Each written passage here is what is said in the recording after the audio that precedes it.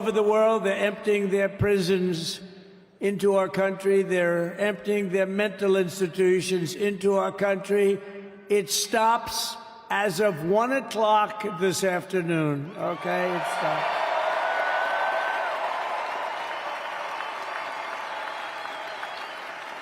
So I'm revoking nearly 80 destructive, radical executive actions of the previous administration. They'll all be null and void within about, 5 minutes? Is that them over there? 5 minutes?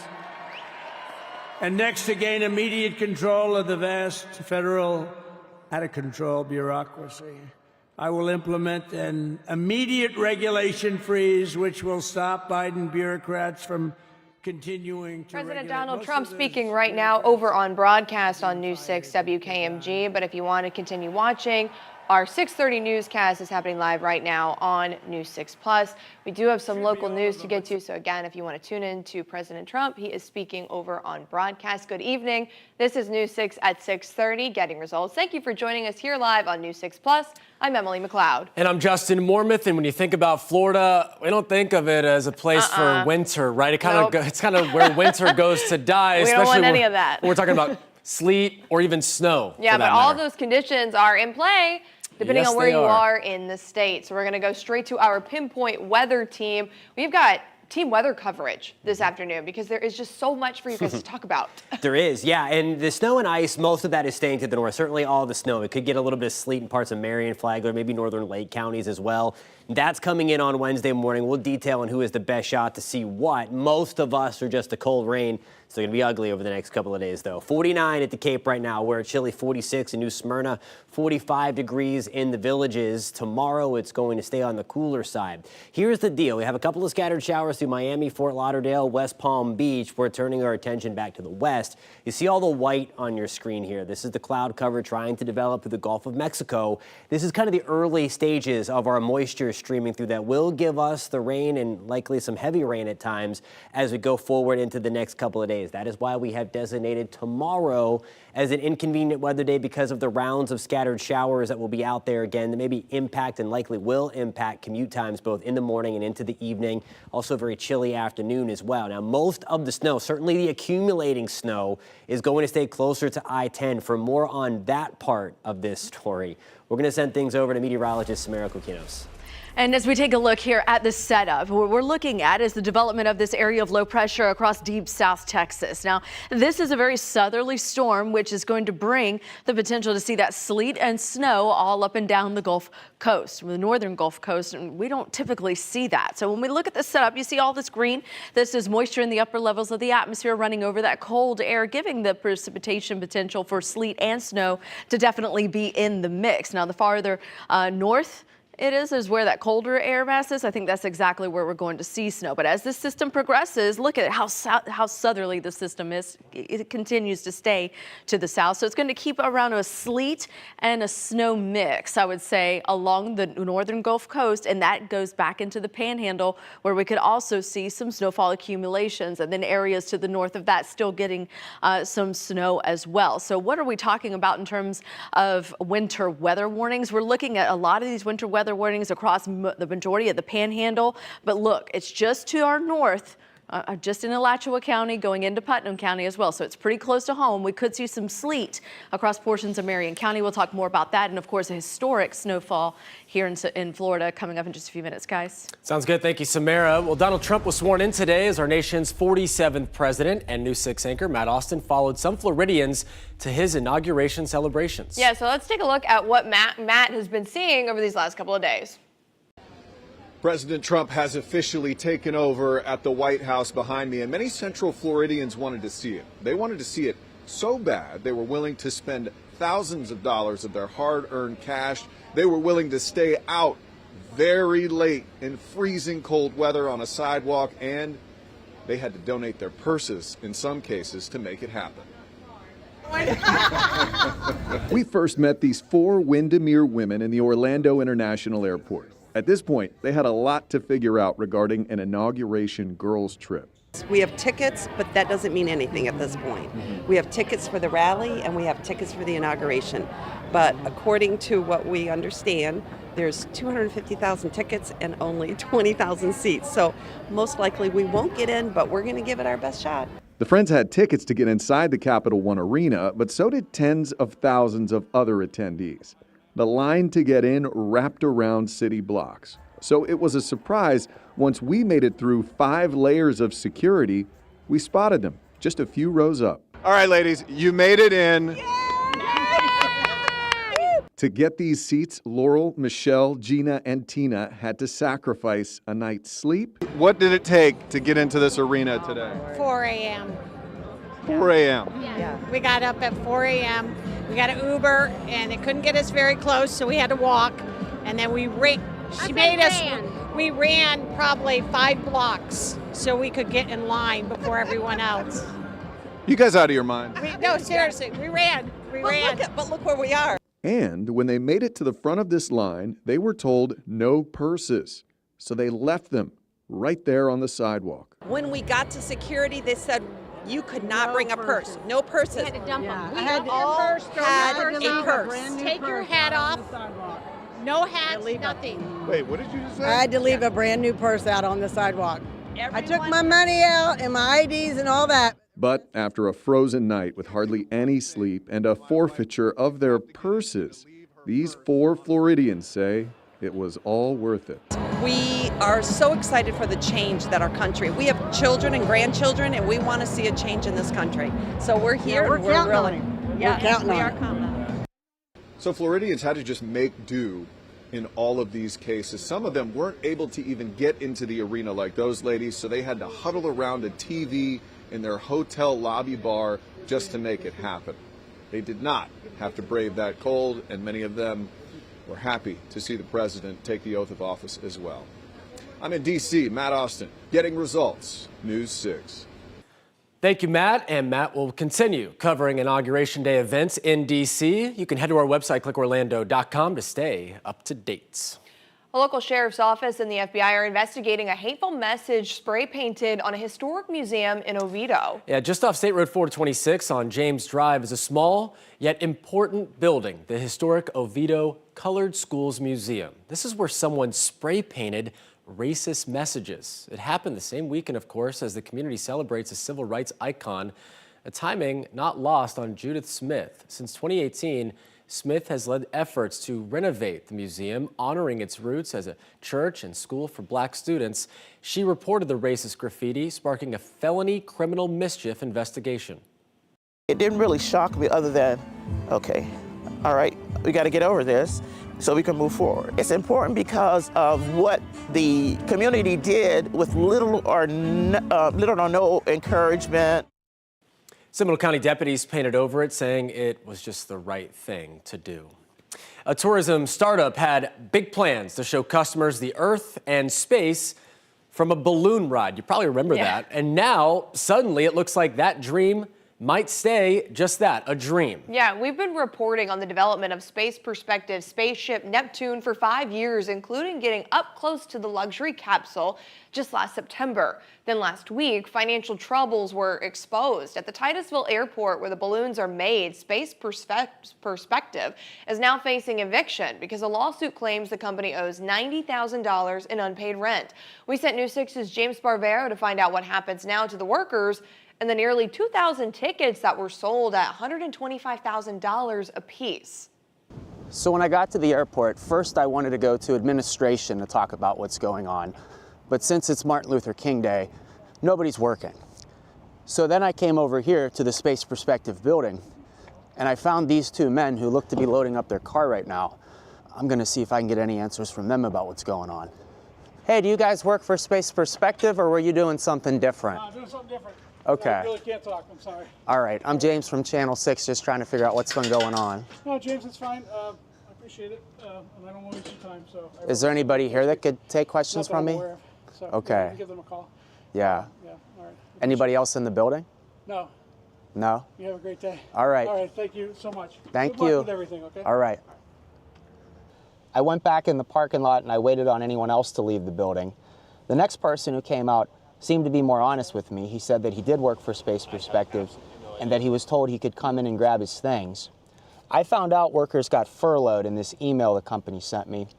It basically explains that the reasoning is to be more efficient moving forward. It mentions nothing about the unpaid rent, but it closes by saying, leadership is grateful for those that have been on the journey with us, for those who will continue, and for new team members who will be key to deliver our next phase. That next phase is supposed to be the first customer flights. That was according to the founder and co-CEO, Jane Pointer, when I interviewed her most recently in September. We're going to be having crewed test flights next year in 2025. Now instead, Space Perspective has to start the new year submitting its arguments to the airport's attorneys why it's more than 90 grand behind on its rent. According to the eviction summons, if Space Perspective doesn't do that, they face eviction. When we have another update, we'll add that to this story on clickorlando.com. In Titusville, Brevard County, I'm James Sparvero, Getting Results News 6. I mean, that is a lot of unpaid rent, no doubt. But I think about all the money that was put into, well, building that, of course, but all the money that people have put into their, picking their spot, like making sure they have the reservation for the ticket with 125 grand. It's like a huge gamble. Yeah. Because the technology already seemed almost, it was crazy. A balloon sending people up to space, but then this And they're not happens. alone, really, because there are other startup space companies that have reservation systems as well, where people have put $250K into it. They got it back, but that it's not Blue Origin, Virgin Galactic or Virgin Galactic was one of those that was publicly traded, and then a lot of people got the hype, and people put the money into it, and then all of a sudden they go under, and all that money is just going back to the people where those reservations were made. So interesting development. We'll be following it for you. Still ahead, a group of neighbors launch a fight against the city of Orlando. I'm Laverne McGee in southeast Orlando, where residents are concerned about a possible cell phone tower being built close to their homes. I'll have that story coming up. You're watching News 6 at 6:30 live on News 6 Plus. We're getting results in Lake Nona, Oak Hill, and all of Central Florida. We'll be right back. Brought to you by your local Toyota dealers. Toyota, let's go places.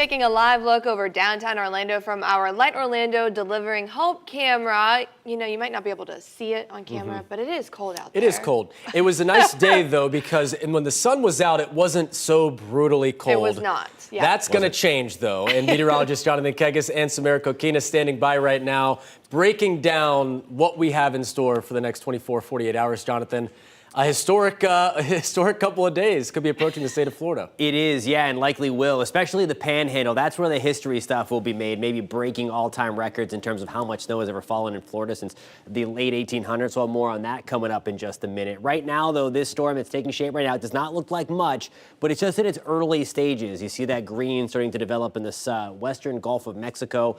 That is going to work its way all across and bring us a likely cold rain tomorrow, and then the Panhandle as we get into tomorrow night and into parts of next week, parts of Wednesday, I should say, the opportunity for a very cold rain. For more on the snowy side of this, the history-making side, we're going to send things over to meteorologist Samara Kokina. That's right. So when we talk about probability of snowfall in Florida, it's not that often that we get to say this. So you might hear us say rainfall, but we're talking about snowfall, especially if you're headed back out to the northern half of the state. When you look at the colors, you can see the probability of seeing maybe 1 inch of snowfall back into the Panhandle. That's where we have the best chance, anywhere between about 98 to 100% chance from Tallahassee going back into Pensacola. Then you'll also notice the rainbow of colors continues all the way down into Alachua County, even northernmost Marion County and parts of Flagler County too.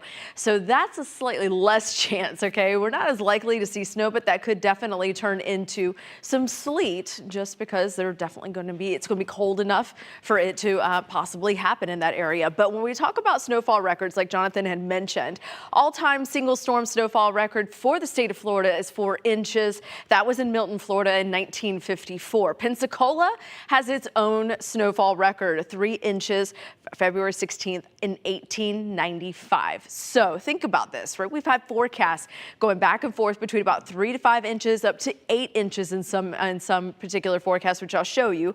But if you think about those numbers, 3 and 4 inches, we're getting close to breaking or even tying either the all-time record or even the record in Pensacola for snowfall. So it's definitely something that we'll be keeping an eye on. Look at this particular this particular model puts anywhere from 2 to 4 inches near Houston, 4 to 8 inches from New Orleans into the Pensacola area. And I do believe 8 inches is a bit on the high side, but when we look at the probability of seeing 3 inches of snow, it takes it out of the Marion and Alachua County, okay? But it does bring it back into that Panhandle, and we still have a pretty decent shot of seeing that happen, anywhere between about 25 and up to 45%, all the way from Mobile going back up to Tallahassee. And Jonathan, that's not something that we get to say all that often.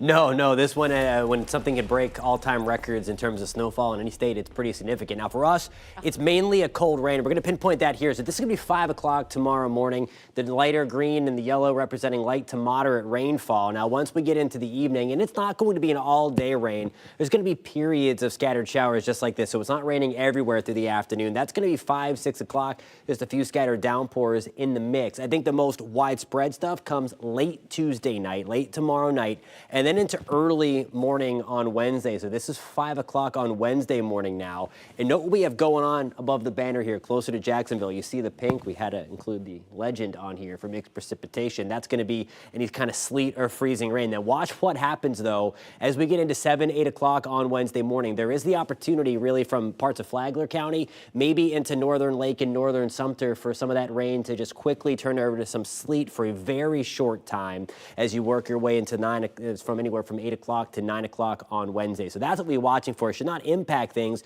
You just might see little sleet pellets bouncing off your car or off the road for a short time, and then it'll quickly change back over again. We have some colder air trying to catch up with some of the moisture that's left over. There's 7 to 8 o'clock through your Wednesday evening again. A decent amount of rainfall coming again. It's going to be a cold rain, anywhere from a ½ an inch to about an inch of rain going to be expected from tomorrow through about Wednesday evening. For that, here's a look at your pinpoint accurate forecast. Sponsored by Strata Air Conditioning and Heating. AC emergency? You ought to call Strata. Tomorrow off to a cold start. We're at 44 in Orlando, 46 in Holopah, mid-30s in Ocala, 39 in the Villages.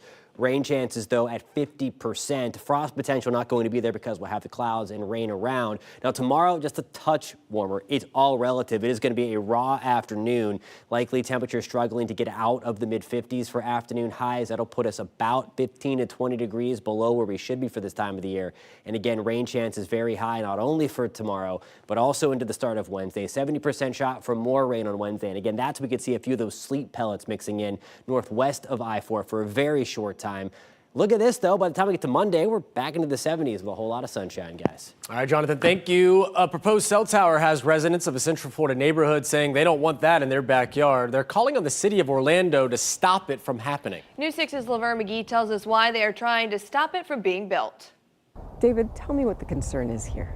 Okay, so the concern is that there's going to be a 105-foot cell tower put into our green open space right here. A space that's designated at the current time as parks and open space. That's going to be viewable from our entire community. It's going to be 900 feet off the closest homes where children and families play and gather. David Grau is the president of the Meridian Parks HOA. It's a neighborhood of just over 600 homes in southeast Orlando. It's close to Innovation High School, where there are both power plants and wetlands in the area. These are the homes in the Meridian Parks neighborhood where residents are concerned about the cell phone tower being close to their homes about 900 feet away here in these wetlands. Grau says they shared several concerns with the city of Orlando. It's going to be a towering structure that's going to change all this natural appeal, and all the birds and wildlife and sanctuary that's out here is going to be overshadowed by a giant tower. And that tower is going to dump pollution. It's going to create emissions. It's going to impact property values. And it's not even necessary. There's no need for this. The Verizon coverage maps show that the entire area has sufficient coverage. We brought some of his concerns to the city of Orlando, which responded with this statement that says in part, the Federal Communications Commission's Rule FCC-18133A1 and Florida State Statute 337.401 do not permit the city of Orlando to deny wireless service providers and wireless infrastructure providers access to city or county rights-of-way within the city limits. The FCC preempts cities from denying any small cell permit based on health concerns or the environmental effects of radio frequencies under Section 332, Section 7 of the Communications Act. The communication tower is on the agenda at tomorrow's City of Orlando Municipal Planning Board meeting, where they will hear from the public before a decision is made. Laverne McGee, Getting Results, News 6.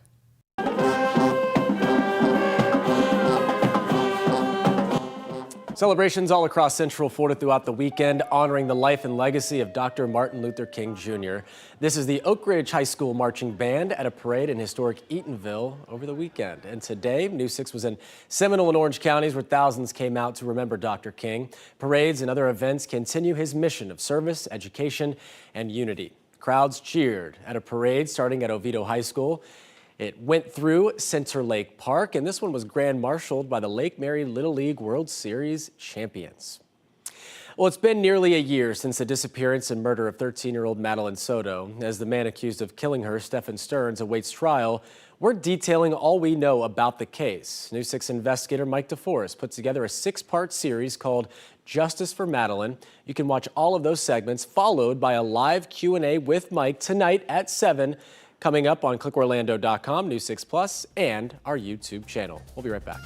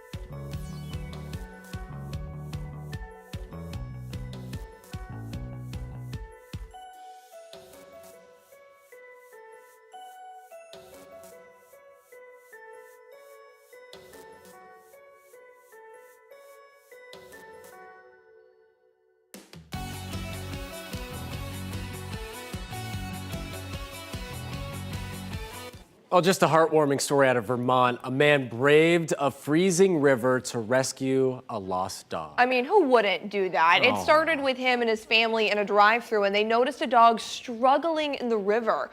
Chris McRitchie said they were very concerned about the dog, so they got out of their car and went down to the riverbank. McRitchie said the river wasn't very deep, so he jumped in and began walking over to the dog.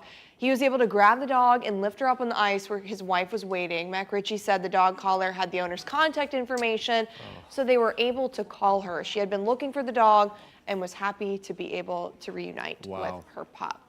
I'm getting chills thinking about that. I And it's not know. because of the cold that No. I'm sure he experienced, but wow, what a great story.